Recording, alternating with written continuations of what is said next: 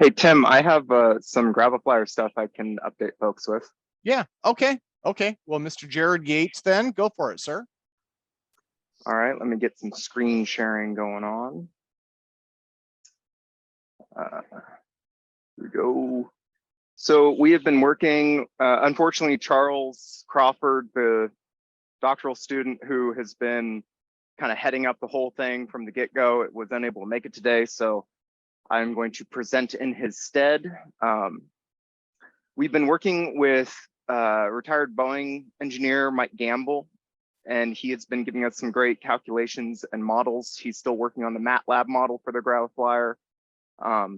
Just in case for anybody who's not completely familiar with what the Graviflyer is, share screen going on. This is the general gist of what it looks like. You have a spinning rotor on the bottom with 6 N42 magnets on there. And then you have a spinning aluminum disc on the top. The spacing between the two is not symmetrical. The top one is slightly closer to this middle aluminum plate than the bottom. The middle plate is twice as large as the upper and lower rotors. The idea by Alexei Chekhakov that he claims to have made it fly, and there's plenty of videos online of him doing so, was that when you spin these upper and lower rotors and you apply a positive high voltage on the top and a negative high voltage on the bottom, at the same time that you apply a megahertz frequency high voltage signal from a Tesla coil onto this middle plate, at the same time as you apply a ultrasound from a piezoelectric speaker over the top, that you will get some levitation. And still torn as to whether or not he's telling the truth or not, but the more work I do on it, and the more research I do through it, the more things just keep getting confirmed. So for what Mike Gamble has been getting for us, where did that go? Aside from some general capacitances and resonance frequencies that we should be getting based off inductances that I've measured, and what frequencies we should be going for with the ultrasound for which harmonics, he has, oh, can I, shucks, apologies. There we go. He has come up with a pencil and paper model of what he thinks is happening. So when the lower rotor with the magnets on it is spinning, it's creating an eddy current in this middle plate. I've used some magnet paper and identified this eddy current occurs at the very outside edge of both the upper and lower rotors. Its width is approximately 3 millimeters, so it's pretty thin. But what happens is the magnetic flux lines from the lower magnets end up hitting that, creating the current and getting bent back down at the same time that these upper flux lines from this upper rotor that does not have magnets on it are getting bent around that, and you eventually get these magnetic flux line walls separating in between the magnets on the lower rotors. What gets interesting about this, I'm not going to try to rotate it again. What's interesting about this is you start getting asymmetrical eddy currents around the magnets of the lower rotor and in the mid plate. So you get these elliptical ones around these little black circles here are the magnets on the lower rotor. You're looking from a top-down view. So those create an elliptical electric current around them. And then counter-rotating against those with these magnetic flux line walls that we just saw in the previous image, you get more of a pear-shaped deal. And he thinks that the amount of energy that goes into this electric current around these is proportional to the amount of lift that you're going to see.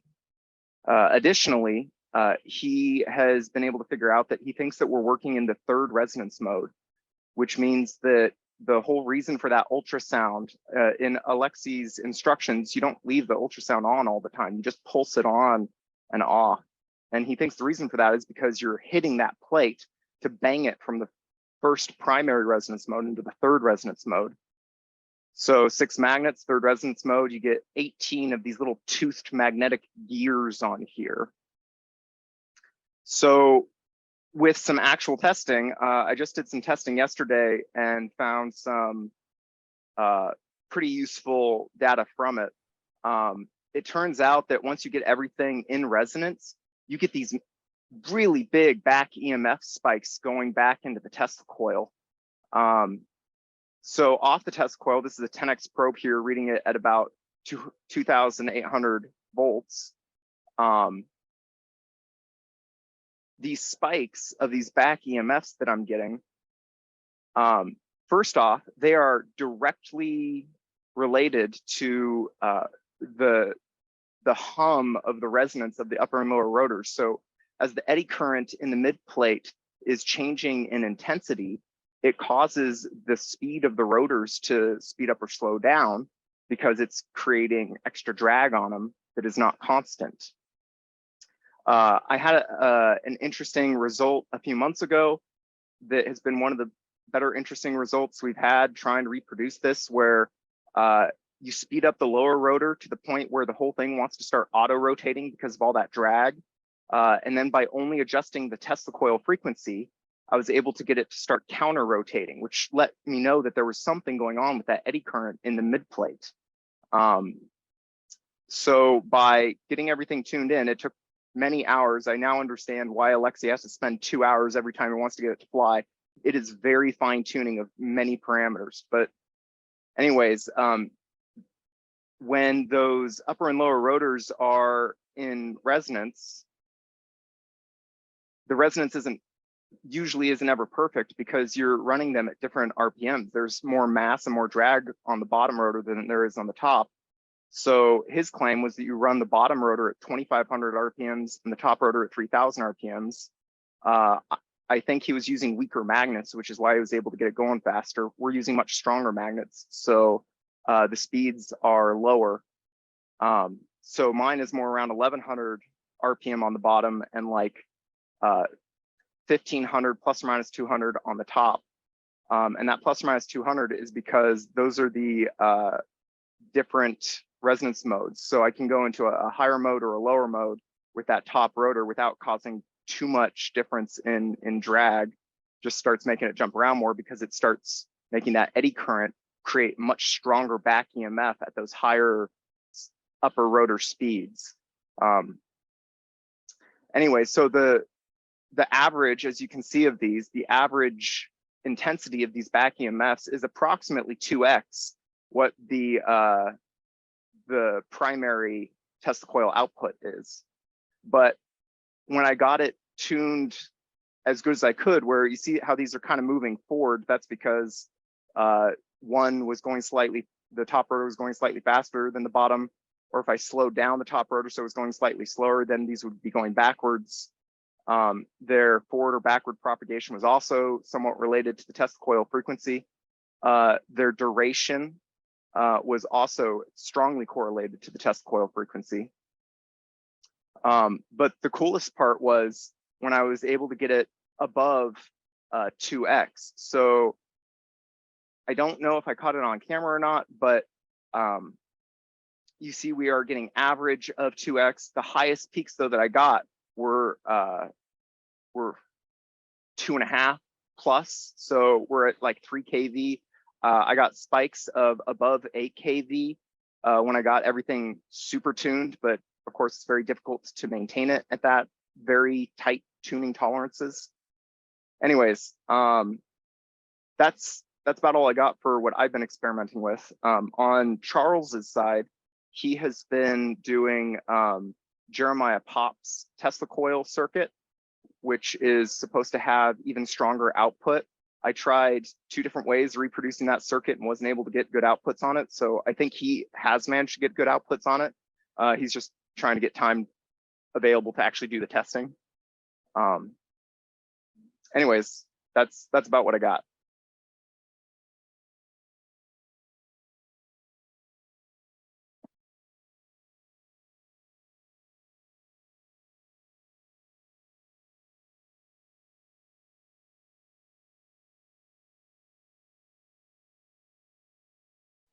Thanks, Jarod. Got quiet. One question, have you produced any positive thrust that you can say there is something there, even small.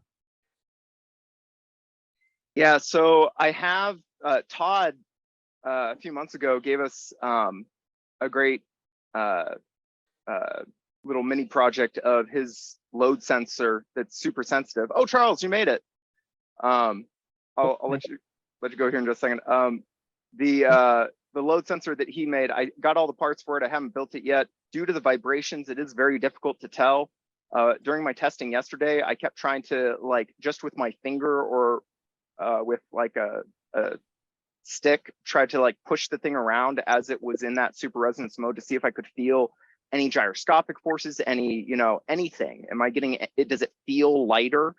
Due to the vibration of the 3 vertical struts, it is able to dance around very, very easily on the floor. So it's a little difficult to tell just by pushing it around laterally, whether or not it's lost weight. But it is very easy to push around laterally, I will say that. But as far as a vertical component, I haven't been measuring vertical component. I'm kind of under the same mentality as Todd. I want to see this thing shoot through the ceiling. If it doesn't actually jump off the ground in any meaningful way, then I haven't done it right.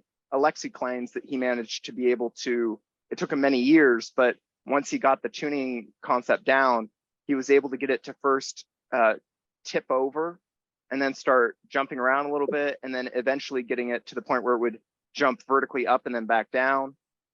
So that's kind of more of the results that I'm looking for, is I want this thing to show me rather than to have to measure any vertical, just because the vibrations are such a nightmare. Charles, if you have anything. Yeah, this is the Tiny Titan Tesla coil from Jeremiah Design. So I had to message him privately to get more information on it. The most complicated part is this transformer. You have to hand wind, and then some updated circuits for the MOSFETs there. And it worked. I was just testing it yesterday on the Graviflyer frame, the original one from Alexei here. And I didn't notice any lift, but I was looking for the sound, the strange sound, which Jeremiah had reproduced, but I couldn't get. So I think the motors, like you mentioned, the magnets that I've replaced, they came cracked from Alex Chekhov. They kind of being too close to this aluminum creates the lens law, some back torque on the motors, and that causes the motors to slow down and also draw more current. So they overheat a little, and motors wear down. So I have to replace the little fan motors that spin them to just get them spinning faster. So I got some repairs on that, and I had some other projects like Falcon Spaces, gyroscope, parallel propulsion, a demo, and it's difficult to get so I have to be careful when testing it and have to reprogram it. But the motors are discontinued, and they burn up easily. So if I connected them the wrong way and I have to start them spinning and then apply the battery or power supply to first check the rotation. But if they easily overheat, and Mark sent me a bunch of them that were burned out, and I don't think I could rewind the copper wire in it. And these some other ones, duplicate. I tried to reproduce some of Alex Chekhov's original designs just on a little breadboard to have spares in case they burn out. And this is the Tesla coils. It's based on his design, some improved heat and cooling connections there. And then I don't know if you heard from Jarod yet, but he also mentioned his hover coil that Jeremiah Pop had verified was lifting. So I wound some hover coil designs. And these some earlier attempts. Takes a little bit of practice before you get it right. There's a few other projects going around. Furloff's hat from Alexander Furloff and Tran Nam. So he's sending me one I should get next month. And hopefully I could verify he showed 1/3 the weight loss on his, which is pretty impressive. Yeah, this is still Alexei Chekhov's Tesla coil kit. So I had some fans to help cool it down. And yeah, just some more testing. Now I moved into a new house here, so I got a new setup. And And yeah, should be ready to go soon. That's pretty much the updates for me. Thanks. If there's any questions, but yeah, like Jared said, I haven't noticed any weight loss yet. I've just been testing to see if it'll lift or move, fall over. So I have some mechanical scales, and I too have Todd Desiato's designed for some more sensitive scale. I just have to put together. These are parts for it. Oh, Charles, speaking of the peculiar sound, I didn't mention this to you guys yesterday, but when I was tuning, I did manage to get all sorts of peculiar sounds. Last week, I noticed some interesting 8-bit sounding old computer, old Nintendo type sounding ultrasounds that wasn't coming from the ultrasound, because I would turn off the ultrasound and I was still hearing it. I was very pitch sensitive to the position of my head with relation to the flyer. So when it is in resonance, there's some kind of higher pitched, very digital sounding sounds, as well as yesterday I got new peculiar sounds, specifically from the rotors. When they get in resonance, they start to sing. And I kept trying to compare it to Alexi's description of the fishing line unwinding. And I wouldn't quite describe it like that, but I can understand why he would describe it like that. It's kind of a ringing sound of everything coming together. And it is very, very RPM sensitive, like within 5 RPMs or less. Okay, great. Yeah, that sounds like progress. And I think the late Chris Hardeman still has the record of 80 grams loss. So I'll hopefully try to match that and go beyond it. And Mark Sokol still has that kit. So hopefully he can verify that. And yeah, there's a few others that are trying to reproduce the Graviflyer kits, and a few others that are still trying to buy kits from Alexi. So hopefully with more people trying to do it, we'll get more results soon.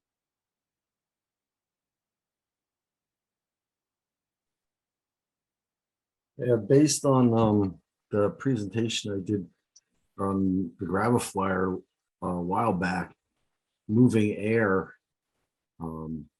as the charged ions move outward, the magnetic field guides them toward the grounds and driving a thrust. So what I have coming up, and I was going to do it today, but it's not ready yet. Hopefully next month we'll be ready to go. It's essentially a toroidal cylinder, kind of picture a tic-tac, closed metal shell, but the current, the electric current flows through the middle, inside the shell, then outward around the outside and back in through the middle. The idea is that at high voltage, the outer hull attracts air, ionized air around it. And as the current pulses through the thing on the outside, let's say all the current's rushing that way, the air is going to get dragged along with it. And that would act as a propulsion to push the cylinder the other way.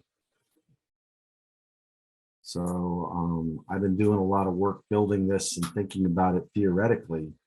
And if you think about electromagnetic mass as the electromagnetic induction to a charged object or a charged particle moving or accelerating in a direction, just straight line direction, when it accelerates, the I have a dog just wants my attention because I'm talking. When the particle accelerates, there's a magnetic field generated around it by the right-hand rule, Lorentz, Maxwell's equations, and that generates an induction field, EMF, that pushes back against the charged particle, resisting acceleration like mass. That's an form of electromagnetic mass. If those fields are already existing because, let's say, a positively charged particle is moving forward or accelerating forward, and it generates a magnetic field to the right and an opposing positive field toward it. If the charge were flipped, as it is for the ions surrounding my charged cylinder, the air ions around the charged cylinder, they're moving into that same field. But for them, because the charge is negative, that electric field that's pushing back against the positive charge is actually attracting the negative charge around it. And I'm wondering if you can think about that, like Mikhail Alcubierre's warp drive, where the warp bubble is surrounded by negative energy density, a negative mass. And this is kind of similar to that, in that around it, because the charge is flipped in the ions of the air, the electric fields being generated, the induction field, EMF, being generated by the real charge on the hull, moving rapidly in one direction, is actually dragging along the air around it. It's just like frame dragging, pushing it forward. In a vacuum, you don't have air, but what you have is a radial, cylindrically radial electric field. And when the current rapidly moves across the hull, you get a pointing vector in that direction, which then is electromagnetic energy being radiated away, conserving momentum and pushing the cylinder forward. So, like I said, this is what I'm working on right now. I have a device built to test it. Just trying to get it to charge up to about 40,000 volts and see what happens. Right now, that didn't work. But it was my power supply, not the device, that didn't work. Right? Hope that's interesting to anybody. Hey, Todd, question for you. Yeah. Do you got any idea as to how much inductive EMF is required per kilogram, what that relationship is? Nope. Okay. That's one of the things I want to measure is what's the coupling between the hull and the air. Air is about 1 kilogram per cubic meter. My device is only 1 foot long, so it's not really long enough to encompass a cubic meter of air. But still, even half a cubic meter of air is significant if you can get it to move very rapidly in one direction. So that's the idea, and that's where I'm at.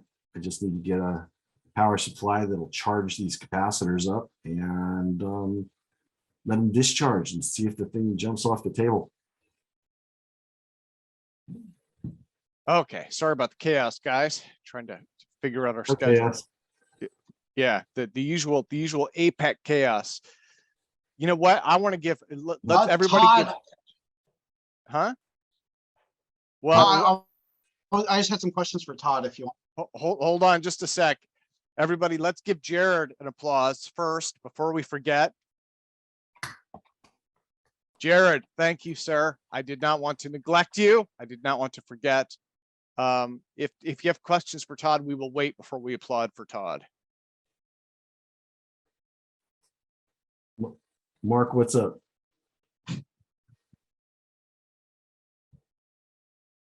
Oh, I just wanted to tell everyone that your concept of that propulsion device or the Tic Tac propulsion device, that's the shape of it roughly. We're also trying to figure out ways of incorporating dynamic nuclear orientation into that same design, so we could have both the propulsive effect and the gravity shielding effect that we hope exists together in one craft. And that's something that conceptually it would be great. Work on in the future. Let's get Also, one thing if you want to. Yeah. If you want to send that model up here, I do have a 45,000 volt, 8 kilowatt power supply, and we can ramp it up until it breaks. Yeah, I have a 40 kilovolt supply. It'll be here on Thursday. So when I'm done with it. How I'll many plug it in. watts? Doesn't need a lot of watts. I just need to be able to charge. How the many batteries. watts? 550. I know, but how many watts? Oh, 500 that's decent, 550. yeah. Yeah, it was, 150 watts. it's a laser supply. Nice. Yeah, so Nice. that'll be here Okay. Thursday. That when should I do can the trick. test it. Yeah, And that's gonna run off of 110? yeah, Wow. yeah. That's I'm gonna pretty use good. an isolation. Okay. I'm gonna use an isolation So let's see how transformer, it so I works don't out. have to worry about backfeed to ground. Okay, Todd and Jared and Charlie, I just wanted to let you know, we were thinking of getting more of these small lab updates going on APEC, so we could shorten the total presentation times and try to concentrate more on the tech, more on the engineering, and have like a powwow each time about how you're building it, what we can do to help you, you know. And I know Drew from sunny Florida is working on some projects as well. He just Yeah, got his. if I could jump Drew, in for what's just going a on second. down there? Thanks. I just want to jump in and say I gotta head out, but I just wanted to give a quick update. I promised 1 minute. We are doing great things here. We've got the vapor deposition system up and operational. We can deposit pretty much any metal we want now on pretty much any material we want. We're playing around with some of the more exotic polymers. And the update on the our propulsion system. Okay, and I preference this by saying everything's been tested in ultra high vacuum with full shielding. We're up to about 20 to 25% of unity. So that means that we were making about 0.2 grams for every gram of the propulsion material. Hopefully in another couple of hours after I get back from pizza, we're hoping to be up around 30 to 35% of unity. So we are actually, we have a propulsion system fully functional that is above lunar unity. So we're real excited about that. So what And- what kind of pizza? Drew? So technically your craft will take off on the moon, right? Yes, we can actually soft land on the moon, you know, take some selfies and then take back off. We were going to go to space with a 20 millinewton thruster just to do a demo. It's looking like we're going to go to space with a 1 Newton thruster now. So we're planning on putting a 1 Newton thruster in a 3U satellite. Wow. So that should be pretty exotic. It'll be there'll be enough horsepower to climb out of the Earth's gravity well, we hope. Again, if there's anybody out there that knows orbital dynamics, I could really use some help on that. Home and transfer orbits and stuff like that. I'm getting stupid numbers like 8 hours to the moon or something ridiculous. So I could really use some help on orbital dynamics. It's a really simple equation, but I seem to be getting it wrong. Other than that, we're doing great things. And like I said, we've got the full ability to metal deposit. I've got some exotic metals and some exotic plastics. And every time we test them out, we up our efficiency a little bit. Our goal is to get up around 50% unity. I think that's probably the upper echelon of what we'll be able to do with this technology base. After that, we're going to have to go reverse engineer some spaceship somewhere or something. But at 50%, that's past Martian unity, and that means we could soft land on Mars if we had to. So that's where we are. It's bright and sunny here in Florida. Drew, I have a question for you. Sure. So with these impressive increases that you're getting, is that more from the material side or from the process side? It's from the material side. It's all about field. It's all electrostatic field. The higher the electrostatic field that's trapped in the system, the more thrust you can make. And our patent should be available, I don't know, 4 or 5 weeks from now. Patent office has issued it, so it should be out for publication in a couple of weeks. So that's exciting. Then you can read all about it in 78 pages of electrostatic theory. Good luck. I don't even understand it. But it's all about the field strength. The greater the field strength, the greater the thrust.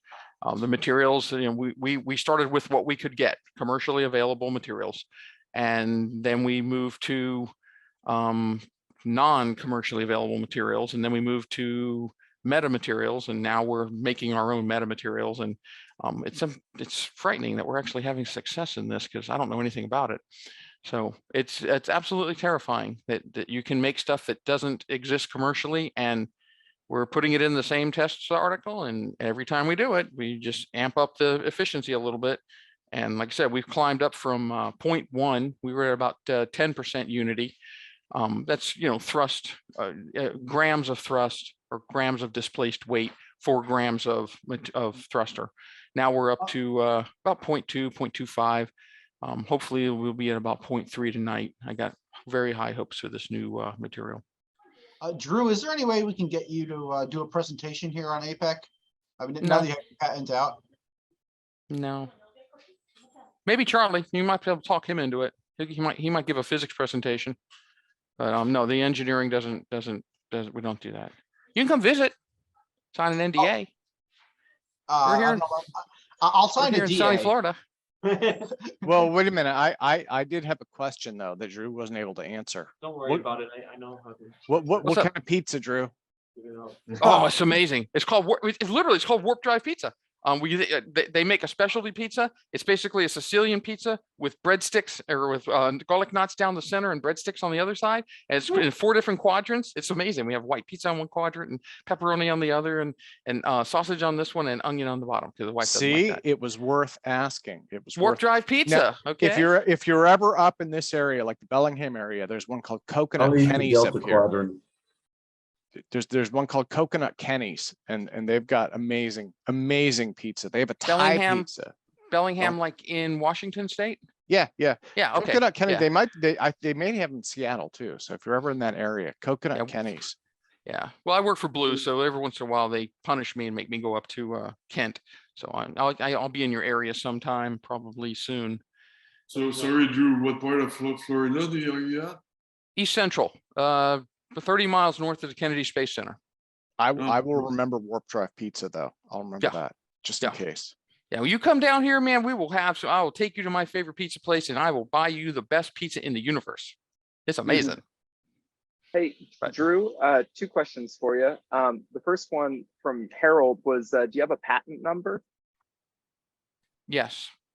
that you could share with folks? No. Okay. Like I Second- said, it's going to be issued in the number will, it's going to go, the publication hits in, I don't know, 3-4 weeks, something like that. Okay. As soon as it does, on like the next time, you can certainly go out there and find it. So Awesome. guys, I'll I think, bring it to you next time. and I think we're kind of in open discussion now, right? So I would say, yeah, I think we've kind of lapsed into open discussion. So I just Sorry. make it- I- No, that's okay. That's not. I'm That's not super bad, excited, man. I'm That's like, I I've been messing around. I don't know if you can see it. You're This fine, is like a you're little, fine. this is like a little printed, I don't know where my camera is. This is a little printed mock-up of the printed housing that's going to go on the outside of our little thruster. It's basically going to be a 1.5 U. So our thruster is in a 1.5 U, and then the 1.5, the next 1.5 U will be the guidance and the batteries and whatever the hell you need Drew, to communicate. is your patent perhaps this one that was just published in the chat, Oh. ending in 5167A1? I'm going to go with he wouldn't admit to no, it. I mean, because if it was, he wouldn't admit to it. Is it? I don't think I have a number yet. Do you have a website, Drew? No, Charles Crawford just posted that your patent is public already. Really? Yeah. Oh, okay. Well, if it is, then that's awesome. If it's got my last name on it, it is. And Dr. Bueller's, it'll have our 2 names on it if it's out there and it's ours. And no, we don't have a website. No. No. Drew, do you have any estimate on when you were going to do any kind of space tests? Yeah, we're looking at Vomit Comet testing in probably 6 months, maybe 9 months. And we're looking to be in space this time next year. Nice, that's soon. Well, we're buying I mean, it's nothing magical about getting into space. You just spend enough money and you throw, whatever it is, $600,000 at somebody and they take you up on their rocket. That's all we're doing. We're just going to buy a U-3 launch on somebody's rocket, some chemical rocket somewhere. And once we get into space, though, that's when the magic starts. Because 1 Newton on a 3 kilogram satellite, unless I simply can't do math, we should climb out of the Earth's gravity field pretty damn quick. Mhm. Do you have any idea how far it can go before you guys lose communications with it? I have no idea at all. I truly don't know. I think if we have to call NASA and ask for the Deep Space Communications Network, that they'll probably deny it because they don't like us. So I don't know. We're gonna just climb and climb and climb and climb and climb until we either run out of communications or somebody notices that that we're in someplace we're not supposed to be. I don't know though. I'm gonna buy a mission. If you have it pointed at the moon and it makes it to the moon, I'm pretty sure there's prize money if it lands. Sure, but I don't know about the mission. We got some other issues. The whole off switch problem is a big one. So we're just gonna point it in a Hoffman orbit and go as fast as we can and as high as we can. Somebody said something. I don't know what this is. I'm just looking at the chat stuff to see if somebody sent another patent. So anyhow, any questions? Then hopefully I Thank you can for answer. sharing that, Drew. Thank you. Oh yeah, that's it. Somebody's out there on S Space Net, whatever the hell that is. Yeah, no, Rob Chambers posted that. So Yeah, I think that's us. yes, you and Charlie, Yes. there you go. Yeah, actually this isn't our patent, but it's close enough. This is our patent application as it went to the international patent system. We ran into some real problems with the international patent system, which is a complete scam, by the way. Don't waste your money on it. It's really sad. But yeah, this is if this has got the contents in it, then there's 78 pages of awesomeness in there to read through. If you can figure it out, more power to you. I've got a couple patents under my own name, but they won't have anything to do with space. And Charlie's got a whole bunch of patents under his name. And they're all NASA patents. So cool. I didn't know it was out there. Yeah, you can translate it. Anyhow, any other questions? Otherwise, I'm going to go and get pizza. Are you planning to have a website? No, No. no, You're not gonna post news anywhere? Or? no. Okay. I'll post here. I'll tell you all. Okay, cool. It's kind of fun. No, we're not disclosing the physics. We're not disclosing the manufacturer. We're going into business. We're going to build satellites and launchers. Our goal is to put a space station up and to do self-launching systems, self-launching platforms. We're gonna take over the entire space industry. Is there any risk? Is there any risk of Blue trying to steal your guys' stuff just because you work for them? No. I've been at this 19 years. I've got pre-patent stuff going back 19 years. Yeah. No. That and Are you hoping to sell some of it to them? No. We offered it. They didn't want it. It's really sad. It is. I'll spare you the conversation. It was bad. So no, we're not going with Blue. Okay, I'll be right there. We're not going with Blue. We're not going with Musk. He scares me to death. We're not going with Branson. He seems like a cool guy, but he scares me to death too. No, we're going with a billionaire you've never heard of. How about Jeff Bezos? No, he didn't want it. That's Blue. That's Blue. He owns Blue Origin. Yeah, that's right. So The thing is that I mean they're heavily invested in the infrastructure that they've already built, and so yes, yeah, the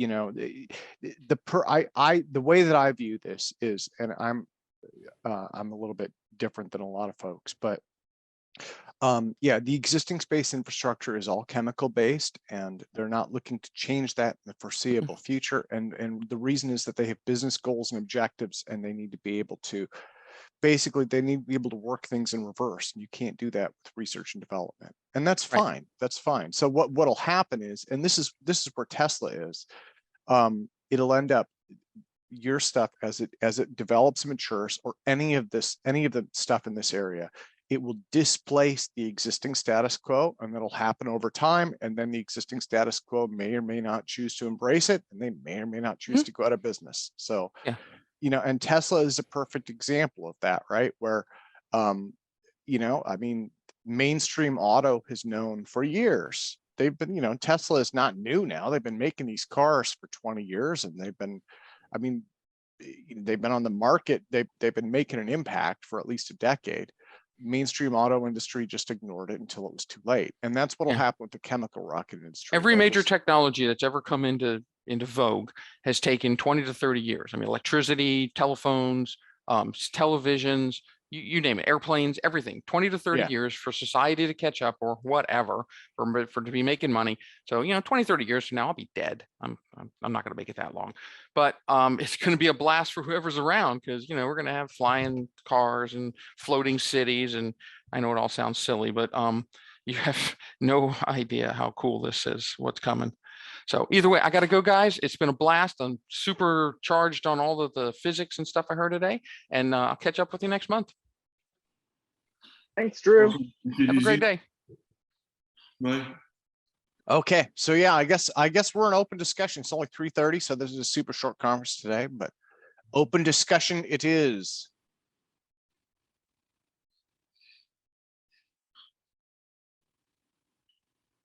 Yeah, and as Mark alluded to, we're looking at changing format, and that's something that we're probably going to have some meetings about that later in the week or something. And Hey, part of Tim? the, yeah, Yeah, Tim. Yeah, it's my understanding that Tesla, they only have a 3-year contract for lithium for 3 years. So they're going to be running out of lithium. Yeah, that's true. Their source of lithium is not infinite. I thought they'd already gotten their patent though on the next non-lithium based battery that was supposed to be like 4 to 10x better. it's entirely possible. You know, yeah, I'm not that worried about. I'll tell you, I bought a Model 3. This is my customer testimonial story, right? I've been driving Ford for years, and I had a 2015 Ford Explorer. It's computerized, all that kind of stuff. I got a Tesla Model 3, which is the cheap one, right? It's just a little commuter car, and the performance rivals or surpasses a Corvette. And in terms of features and options and gizmos and all that stuff, it's light years beyond anything coming out of Detroit. And I was just like, you know, it's mainstream auto just doesn't get it, and that's pretty normal, right? That happens in every industry. You have these disruptive. You were about to say disruptive innovation. Exactly. And it's partially also related to like the people in these industries. They grow through their career with the industry. They get old. They don't want to change. They're about to retire anyway. Yeah. So then some younger people in a more energetic environment, they have some new ideas and they try it out, and eventually the old stuff always gets displaced, and that's just kind of how it goes. Disruptive innovation for sure. That, yeah. And, so, and definitely, I'm excited to see more kind of like a group like working day where we all just work on our stuff together. Because like we've had a lot of communication between everyone. It's definitely time to shift towards everyone working on their respective projects, and that I mean, maybe that's more boring for some, but I think that would be something interesting to try. I think that's the direction. So I guess I can, you know, reveal some of the conversations that we've had behind the scenes. You know, with APEC.